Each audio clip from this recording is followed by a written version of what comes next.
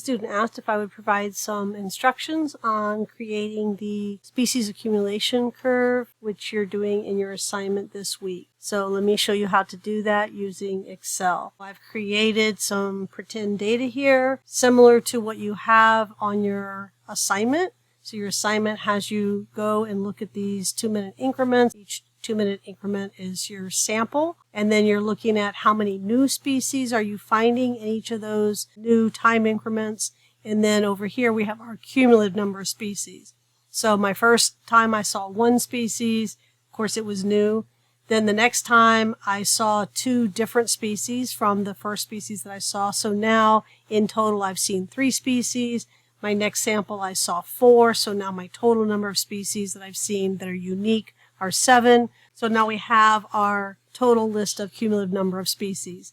Now notice that I made my table go beyond 10, because if you look at the instructions, it tells you to keep sampling until it plateaus, until it levels off and you're not finding any new species. So here in my last 3 samples, I'm not finding any new species, and my total number of species has plateaued at 20 that I have found.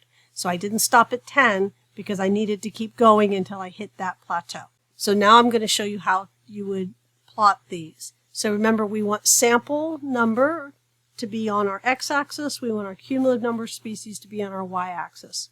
So what I'm going to do is I'm going to highlight this first column, which is going to be on my x-axis, and then I'm going to hold down the control button and I'm going to highlight this third column, which is what I want on my y-axis. Right, then I'm going to come over here and I'm going to click on Insert, and then I'm going to click on Chart, and several different charts will come up. And for this particular one, what you want is a line graph that has the data points showing. So I don't want just the data points, I want to interconnect them. I don't want just the line, I want to see where my data points are. So you're going to select this one here, which is scatter with the smooth line and markers. So I'm going to select that. Now, another thing that I want to do is I want to label my axes. Click on the graph. I can do a couple things. One is I could just click Quick Layout. I can select one of these if I like what it looks like. The other thing I could do is I could just click on Add Chart Element, Axis Titles. So I want to add a primary axis title.